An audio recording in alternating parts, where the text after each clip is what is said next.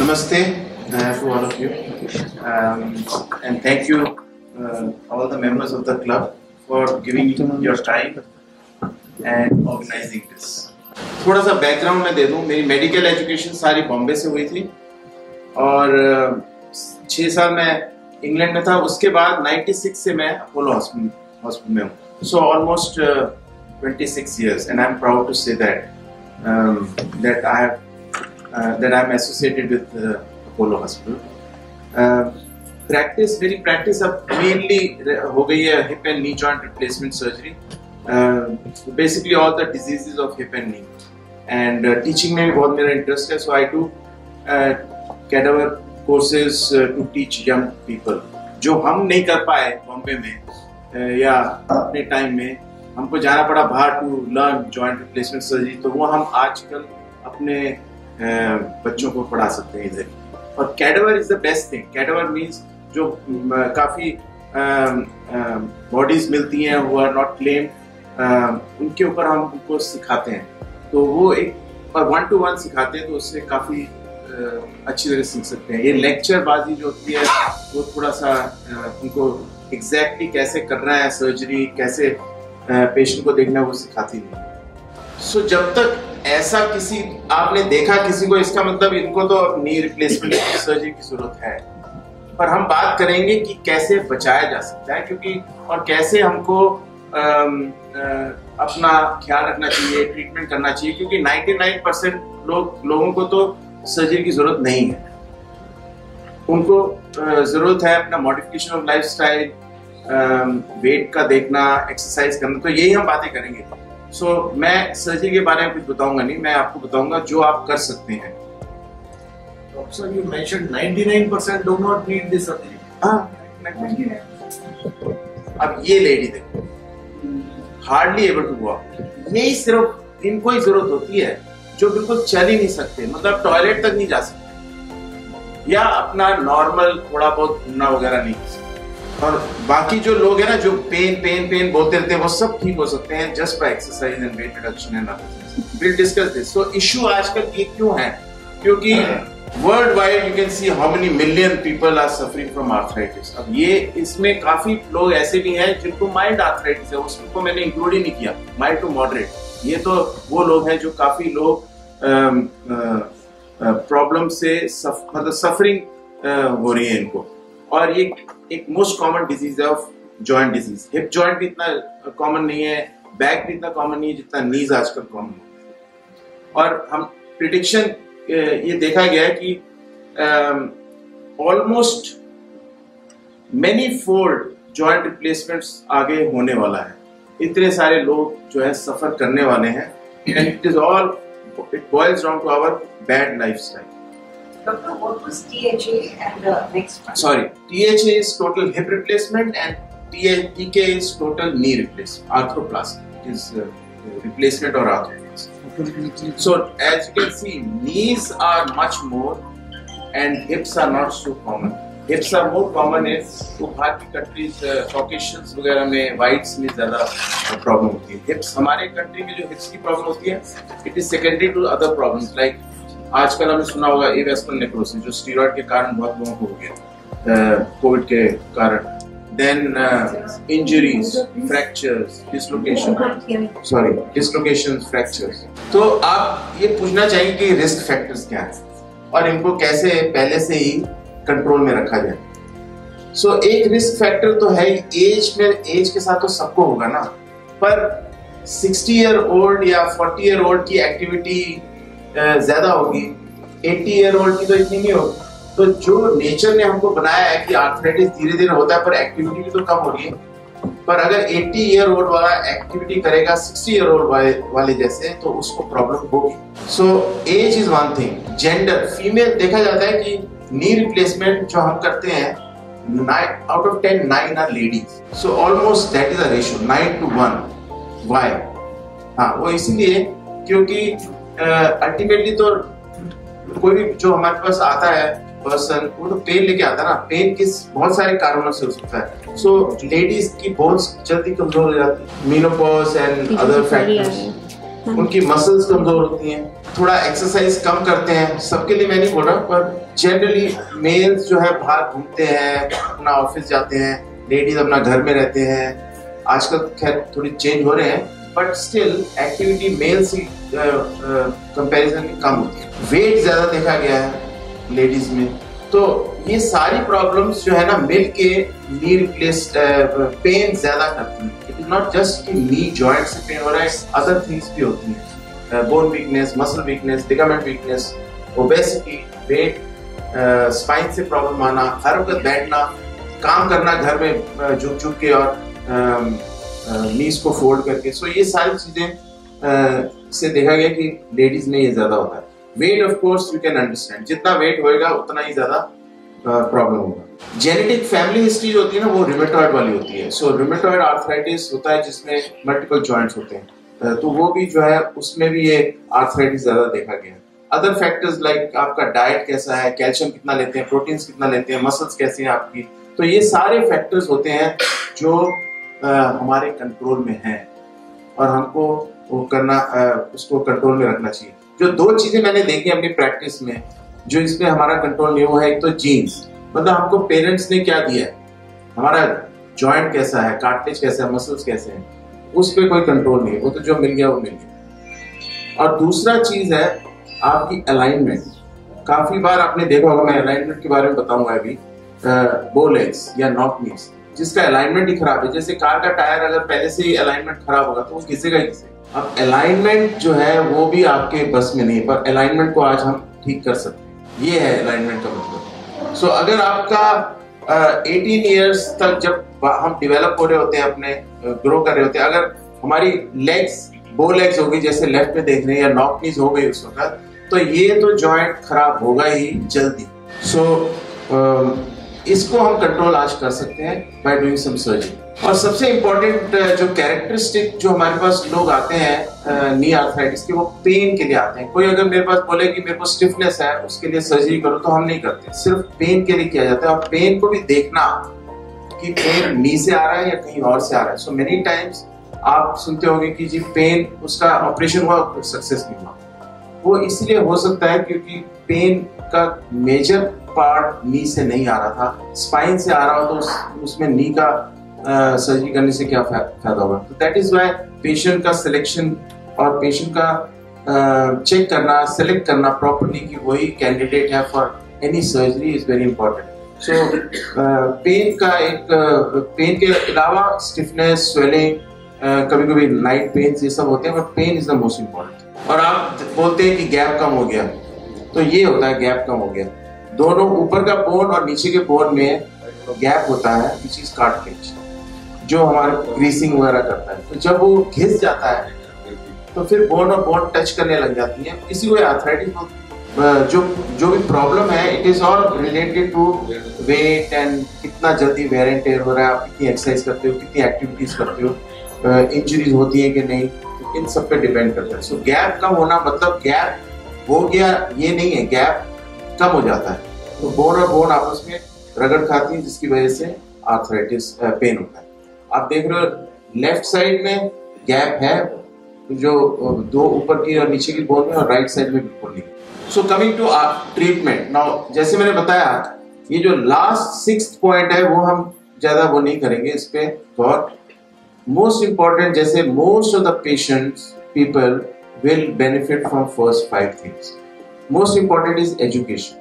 सबसे पहले तो उनको डराना नहीं चाहिए, सबसे पहले तो उनको ये बताना है कि ये कोई जानलेवा प्रॉब्लम तो है नहीं, इससे ये प्रॉब्लम आपको सिर्फ क्वालिटी ऑफ लाइफ खराब कर सकती है, और उसके लिए ही हमको सारा कुछ करना है जो भी करना है। सो जब क्वालिटी ऑफ लाइफ बहुत खराब हो जाए, आपने सब कुछ कर डाला और फिर भी ठीक नहीं हो रहे, तब आती है बात सर्जरी की। पर काफी लोगों को बताना कि कैसे आप अपनी क्वालिटी ऑफ लाइफ ठीक कर सकते हैं, कैसे पेन कम कर सकते हैं, यही चीजें एजुकेशन में आती हैं। सो ये थोड़े हमारे गाइडलाइंस हैं जो वर्ल्ड ओवर सब इनको मान के चलते हैं हम, और ये रेकमेंड करते हैं हमको वेरियस ट्रीटमेंट्स। सो सबसे इम्पोर्टेंट जो मॉडिफिकेशन है is lifestyle modification, that is wait reduction and exercise. ये दो सबसे जरूरी हैं। और काफी लोग हमको ये भी बोलते हैं, जब मैं उनको वेट की बात करता हूँ तो डिपॉजिट वो जब तक नहीं खर्चोगे तो वो करंट बैलेंस तो सेम ही होएगा ना। सो मैं वही बताता हूँ उनको कि अभी भी माना कि डिफिकल्ट होता है थोड़ा सा वेट कम करना at advance age, because activity भी तो कम हो जाती है ना, और खाना हम कोई लिमिट से कम तो कर नहीं सकते। सो करते हैं ना ये अभी नहीं इंटरमीडिएट फास्टिंग में आता हूँ, पर अभी जो नवरात्रियों में काफी लोगों ने मेरे को बताया 3 किलो वजन कम हो गया, जस्ट रोटी और चावल नहीं खाए, दाल वाल नहीं खाई। तो अगर आप कार्बोहाइड्रेट्स कम कर दो, रोटी चावल मिनिमम कर दो, मे बी 20% वजन कम होगा ही। दूसरा, डेयरी प्रोडक्ट्स बंद, दूध दही वगैरह। तो लोग पूछते हैं कि कैल्शियम कैसे खाएं, पर मैं आपको बोलता हूँ कि calcium, I can tell you 15 more sources of calcium other than milk. मैंने कभी मिल्क नहीं पिया आपकी जिंदगी में, पसंद ही नहीं। बाकी है बादाम है, अखरोट है, so many things are there. So dairy products बंद कर दो, मिल्क रोटी चावल बंद कर दो, एंड 7 o'clock अपना खाना खा लो लाइट। और नेक्स्ट डे 9, जो आप इंटरमीडिएट फास्टिंग बोल रहे हैं, 14 आवर्स तो ऐसे ही हो जाता है, उसमें से 8 घंटे तो हम सोए निकाल लेते हैं, तो इतनी मुसीबत भी नहीं होती। और जो लोग थोड़े से काम कर रहे होते हैं वो उनका काम चल जाता है। सो अगर ये 3 चीजें करो, कोई डाइटिशियन की इतनी खास जरूरत नहीं है, क्योंकि डाइटिशियन तो हमको रेजिमेंटल चीज बताए कि ये खाना है इस वक्त, ये खाना है इस वक्त, ये खाना है। कौन खा सकता है ऐसे, और कौन रह सकता है पूरी लाइफ ऐसे? बट अगर ये फॉलो करो तो धीरे धीरे ब्रेन भी आपकी कस्टम्ड हो जाएगी इससे, और वजन कम होएगा। So weight is the most important thing, and second is हमारी जो फिजिकल एक्टिविटी कम होगी। ये अगर आप ठीक कर लो तो you have one half the battle. Physical therapy again very important. Physical therapy is basically exercises. अब कुछ चीजें होती है जो, ये सब चीजें जो है हमारे फिजियोथेरेपिस्ट थोड़ा सा इसके ऊपर बताएंगे। और अभी बताना चाहोगे कि बाद में? अभी थोड़ा सा आप भी बता दो, साथ साथ बता दो। So I'm talking, we're doing occupational therapy and then physiotherapy. For example जब सर पेन्स की बात कर रहे हैं, इससे pain basically helps in pain relief. Pain is the most determinant factors in inhibiting any kind of exercises in patient. So first aim of physiotherapy is to relieve the pain, so that we can start with the exercises. In the same way, sir has mentioned the ultrasound therapy. Basically, these are the sonic waves that are modified to go inside the human body. And if you, when we palpate the knee joint, mostly there is a pointed tenderness that is in the joint line and in the muscular insertion, particularly in the back of the muscle. That tenderness is relieved by the ultrasound therapy. In the same way, laser helps in feeling inside the small muscle inflammation that is there because of the arthritis. Lasers help in those. As sir has mentioned, all these are for the temporary phase. The best exercise, the best thing to do with the arthritic joint is exercises. Thank you. So again, जैसे पहले pen होता है, pen को पहले relieve करना है first, then second उसको आगे वापस नहीं आने देना। उसके लिए फिर exercises, physical exercise and weight reduction and other things होते हैं। सो पहले पेन रिलीफ के लिए एक तो ये फिजियोथेरेपी हुआ, ये मोडालिटीज हुआ। सो ये देखा गया है कि ये मोडालिटीज हेल्पफुल होते हैं, and it is been proved by various research projects कि ये अच्छे होते हैं और इससे पहले करना चाहिए। उसके बाद आता है फिर हमारा एक्सरसाइज। अब पेन और किस तरह से रिलीव करूं वो मैं थोड़ी देर में बताऊंगा, बट एक्सरसाइज ऐसी होनी चाहिए जो प्रैक्टिकल है। होम एक्सरसाइजेस, आप अगर ऑफिस में एक्सरसाइज कर सकते हैं, अगर आप ट्रैवलिंग कर रहे हैं वहां भी कर सकते हैं एक्सरसाइज। तो ऐसे कोई कॉम्प्लिकेटेड एक्सरसाइज होनी ही नहीं चाहिए जिससे जो आप ना चढ़ पाए, जो सिर्फ थियोरेटिकली रह जाए। So most practical is walking. पर जब आर्थराइटिस बहुत ज्यादा होता है तब वॉकिंग होती नहीं है, तो इसीलिए उस वक्त वॉकिंग कम करनी चाहिए। नहीं है, आप काफी लोग मेरे को यही बोलते हैं ना कि वजन कैसे कम करें अगर वॉकिंग नहीं कर सकते हो, और वॉकिंग क्यों नहीं कर सकते? पेन होता है। पर वजन कम करने के लिए वॉकिंग की जरूरत नहीं है। दैट ऑल्सो एक क्लियर मैसेज मैं देना चाहता हूँ, उसके लिए सिर्फ dieting and dieting and dieting. और सिंपल एग्जांपल है, अगर आप मैंने चेक किया अपना, जब अगर आप 5 किलोमीटर जॉगिंग करोगे 500 कैलोरीज लूज करोगे, और एक चिप्स का पैकेट इज 500 कैलोरी, तो बेटर क्या चीज है? डाइटिंग। डाइटिंग के साथ अगर आप एक्सरसाइज करो तो सोने पे सुहाग। स्विमिंग ये अच्छी एक्सरसाइज है, रोइंग मशीन जो होती है ये अच्छी चीज है। तो ये सब चीजें जो है आप कर सकते हैं और ये काफी प्रैक्टिकल है। मसल स्ट्रेंथनिंग जो है वो हम बताएंगे अभी आपको थोड़ी देर। एक और चीज आप देखते हैं, ब्रेस, नी कैप्स। अब ये चीजें थोड़ा सा, नी कैप्स तो कपड़े की होती है, वो थोड़ा सा साइकोलॉजिकल हेल्प करता है, इट इज ओके, पर वो पहनना पड़ता है, पहनना चाहिए सिर्फ वॉकिंग के टाइम। दूसरी ब्रेसेस जो थोड़ी हार्ड ब्रेसेस होती है, अगेन वो थोड़ी देर के लिए पहनी जा सकती है। आप कहीं हॉलिडे पे गए और आपको चलना ही है और पेन भी हो रहा है तो पहन सकते हैं, पर हमेशा के लिए वो भी हेल्पफुल नहीं होती। और काफी थेरेपीज होती हैं, लोगों को डिप्रेशन हो जाता है, तो ये सारी चीजें भी is a part of treatment. और ये सारा जो है doctor and physiotherapist and occupational therapist को करना पड़ता है। It is not just a psychologist और psychiatrist will do it, but ये सारा हमको काउंसलिंग वगैरह करनी पड़ती है। पर जब थोड़ा सा मेडिसिन की जरूरत होती है तब हम हेल्प लेते हैं अपने न्यूरोलॉजिस्ट फ्रेंड्स की, कलीग्स की एंड साइकोलॉजिस्ट। अब लास्ट रहा फार्माकोलॉजिकल, मतलब दवाइयाँ। काफी लोग जो है ना पेन किलर लेते ही रहते हैं। और अगर आप कोई भी डायलिसिस यूनिट में जाओ और वहां पूछो और पता चलेगा आपको कि 50% ऑफ द पेशेंट जो जिनको डायलिसिस हो रहा होता है is because of pain killers. तो पेन किलर्स तो लेना ही चाहिए, क्योंकि ये पेन कोई जानलेवा वो है नहीं, धीरे धीरे ठीक हो ही जाएगी। सिर्फ टाइम हमको नहीं होता, और हमने पेशेंस भी लूज कर दिया आजकल। हम चाहते हैं कि 2 दिन में ठीक हो जाए, 3 दिन में ठीक हो जाए। पेन कभी कभी लग जाता है 4-6 हफ्ते। शोल्डर का पेन फॉर एग्जांपल, ये जो फ्रोजन शोल्डर के पास मेरे पास आते हैं लोग, 1 हफ्ता नहीं हुआ फिर वापस आ जाते हैं क्योंकि पेन नहीं ठीक हो रहा। It can take up to 1 year for the pain to settle down. मेरे को भी हुआ कोविड के टाइम, 1 साल लगा मेरे को ठीक होने में। मैंने एक पेन किलर भी नहीं लिया और सिर्फ एक्सरसाइज से ठीक किया। सो पेन किलर अननेसेसरली नहीं लेना चाहिए, ओनली व्हेन नेसेसरी। कहीं हॉलिडे पे हो और टाइम आपका अच्छा बीतना चाहिए उधर ले लिया, पर not more than 3, 5 maximum 7 days। So pain killers is, और वो भी ऐसी लेनी चाहिए जो सेफ है। कभी कभी हम इंजेक्शन देते हैं, steroid injection in the knee, वो बेस्ट है क्योंकि उससे लोकल ट्रीटमेंट होती है, वो कहीं और इफेक्ट नहीं करती है। और फिर हम उन लोगों को भी दे सकते हैं जिनको किडनी फेलियर पेशेंट हो या हार्ट की प्रॉब्लम्स हो, और ऐसे काफी लोग होते हैं। सो वो steroid injection is a good thing जो कि अगेन ले सकते हैं पेन खत्म करने के लिए, and then get on with the exercises. एक इंजेक्शन अब आ गए हैं बहुत महंगे वाले, जो ग्रीस के इंजेक्शन होते हैं। ग्रीस, थोड़ा सा ग्रीसिंग करने के लिए, लुब्रिकेशन करने के लिए, वो ऑलमोस्ट 20,000 to 25,000 रुपीज के इंजेक्शन होता है। मैं नहीं देता, क्योंकि अगर मेरे को चाहिए हो मैं तो कभी ना लगाऊं अपने।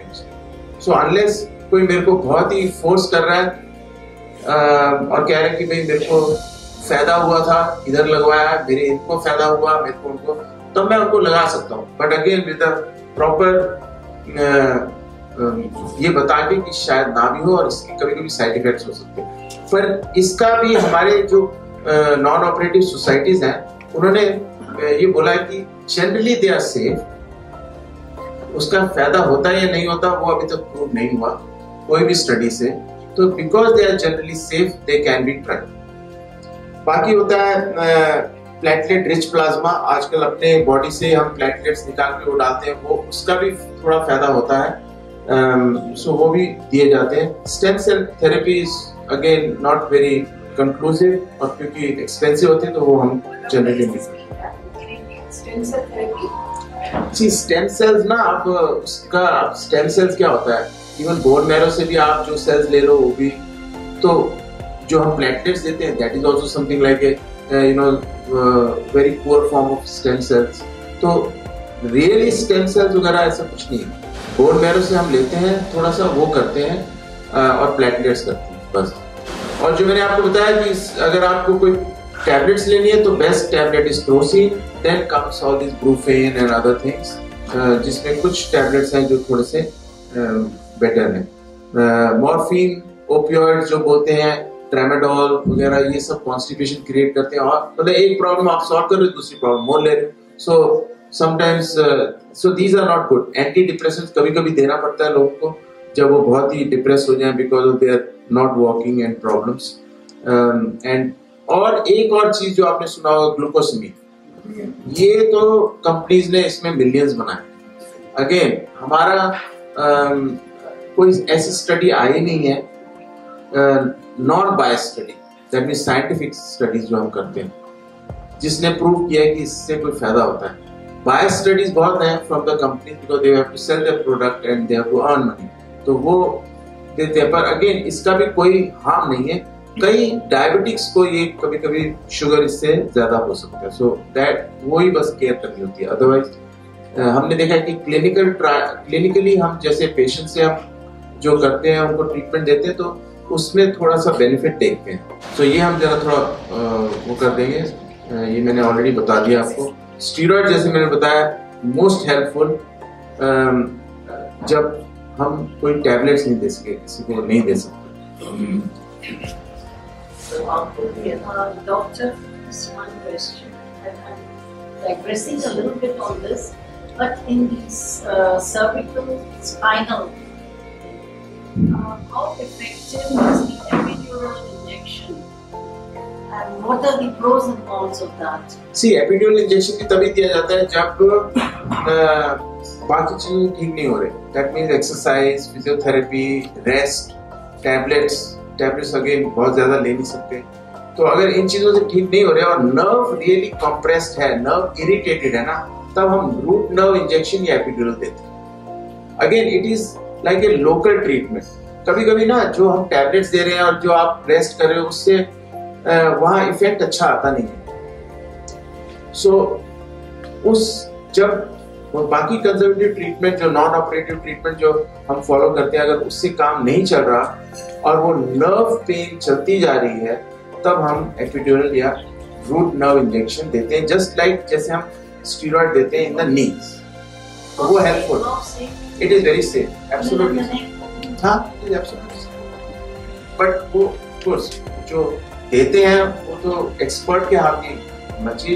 जनरली एनेस्थेटिस्ट होते हैं या न्यूरोसर्जन होते हैं जो ये देते हैं इंजेक्शन, और they are given in the operation theatre under the image, जो हम एक्सरे को देखते हुए कि हमारा इंजेक्शन कहाँ जा रहा है।